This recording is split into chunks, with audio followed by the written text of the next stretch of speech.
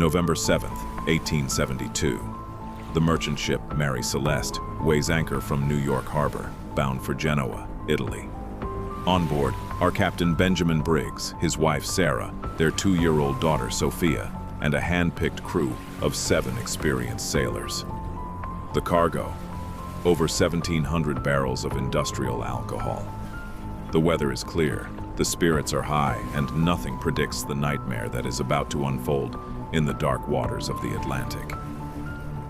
For the first 2 weeks, the voyage is uneventful. Captain Briggs, a deeply religious and seasoned mariner, keeps meticulous notes in his logbook.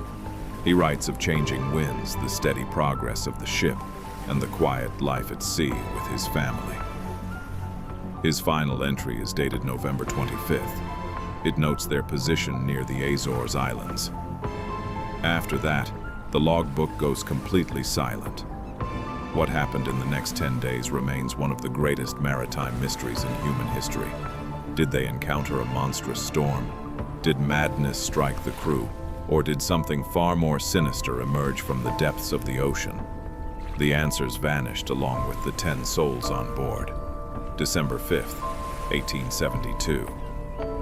Nearly a month after the Mary Celeste left New York, another vessel, the Dei Gratia, spots a strange shape on the horizon.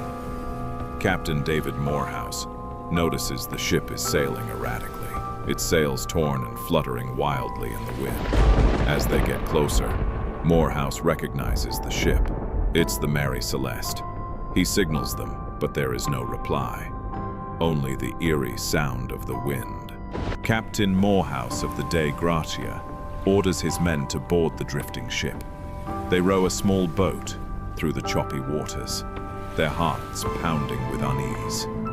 As they step onto the wooden deck of the Mary Celeste, a heavy, unnatural silence greets them. There is no one at the wheel, no lookout on the deck. The ship is completely abandoned.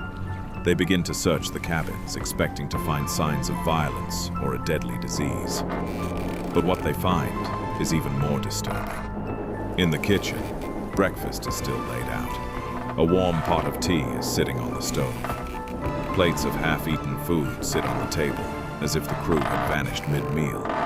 In the captain's cabin, his wife's sewing machine is open, and personal toys belonging to his young daughter, Sophia, are scattered across the floor, completely untouched.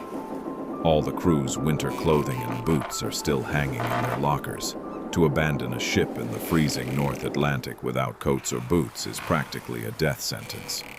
Why would 10 experienced people flee into the open ocean, leaving everything behind in such a desperate rush? Even more bizarre, the ship's cargo of 1,700 barrels of industrial alcohol is completely intact. Though a few barrels appear to be empty, the ship's daily logbook is found on the captain's desk, but the last entry, made 10 days earlier, gives absolutely no hint of danger. It was as if the entire crew had simply dissolved into thin air. As the crew of the Dei Gratia searched deeper, they discovered that the Mary Celeste was taking on water, but it was far from sinking. There was about 3 feet of water in the hold, a manageable amount for a ship of its size. But then they noticed the most crucial clue of all. The ship's only lifeboat was missing. It became clear that the captain, his family, and the crew had deliberately abandoned the ship. But why? The ship was sturdy, fully stocked with food and water to last for 6 months, and perfectly capable of completing its journey. What terror could have forced an experienced captain like Benjamin Briggs to put his wife and toddler into a small lifeboat in the middle of the rough, unpredictable ocean? When the Dei Gratia towed the mystery ship into Gibraltar, a massive investigation began. Investigators found strange cut marks on the ship's bow. Even more shocking, they discovered a decorative sword in the captain's cabin, stained with what looked like dried blood. Rumors spread like wildfire. Had the crew mutinied, murdered the captain's family, and fled? Or had the crew of the Dei Gratia attacked the ship themselves to claim the salvage reward? The court investigated for months, but the blood-stained sword was later proven to be just rust, and no signs of violence were ever confirmed. The mystery only grew deeper. leaving the world to wonder what terrifying force truly emptied the ship. Over the last century and a half, dozens of theories have attempted to explain the fate of the Mary Celeste. In the early days, people blamed sea monsters. Speculation grew that a giant squid or a legendary kraken had risen from the deep, dragging the 10 passengers into the water one by one without damaging the ship itself. Others suggested a more human threat. Pirates. Perhaps a ruthless crew boarded the ship, captured everyone, and threw them overboard. However, this theory quickly falls apart because nothing of value was stolen, and the valuable cargo was left untouched. Pirates don't leave riches behind. Then, a famous writer named Arthur Conan Doyle, the creator of Sherlock Holmes, wrote a fictional story based on the mystery, suggesting a violent slave revolt on board.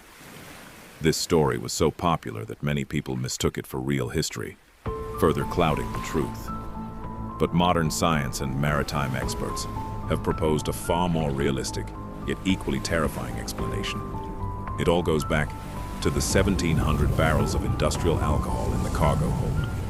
Experts believe that some of these poorly sealed barrels leaked during the journey. In the heat of the Atlantic, the chemical fumes began to build up, creating a highly toxic and explosive atmosphere inside the ship. Imagine the terrifying scene on that cold November day. A sudden deep rumble shakes the entire ship. The air becomes thick with the sharp, overwhelming smell of alcohol fumes. Captain Briggs, fearing an imminent explosion that would blow the ship to pieces, had to make a split-second decision to save his wife and young daughter.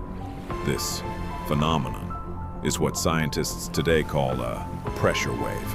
Industrial alcohol can leak and create a flash of invisible fire, a terrifying burst of heat that doesn't actually burn the wood, but looks like a deadly inferno. In a state of absolute panic, the crew scrambled to lower the single lifeboat. They didn't even stop to grab their winter coats or extra water. They believed they were standing on a ticking time bomb. Captain Briggs likely tied the lifeboat to the Mary Celeste with a long tow rope, intending to wait at a safe distance until the fumes cleared. But then the Atlantic Ocean showed its cruelest side. A sudden storm or a massive wave hit. The wind caught the Mary Celeste's sails and the great ship lunged forward. Under the massive strain, the tow rope suddenly snapped. In the darkness and the roaring waves, the 10 souls in the small lifeboat watched in horror as their only hope of survival sailed away into the mist, empty and silent. They were left alone in the vast, indifferent Atlantic. No land in sight, no way to call for help. One by one, cold and exhaustion would have claimed them, leaving their story to be told only by the waves. The Mary Celeste continued its journey as a ghost, a drifting monument to a family that never arrived. To this day, it remains the ultimate reminder that the ocean holds secrets that may never be fully understood. If you found this journey into the heart of history's greatest maritime mystery haunting, make sure to hit the like button and subscribe for more stories from the dark side of history. What do you believe happened in those final moments? Tell us your theory in the comments below. Until next time, keep searching for the truth.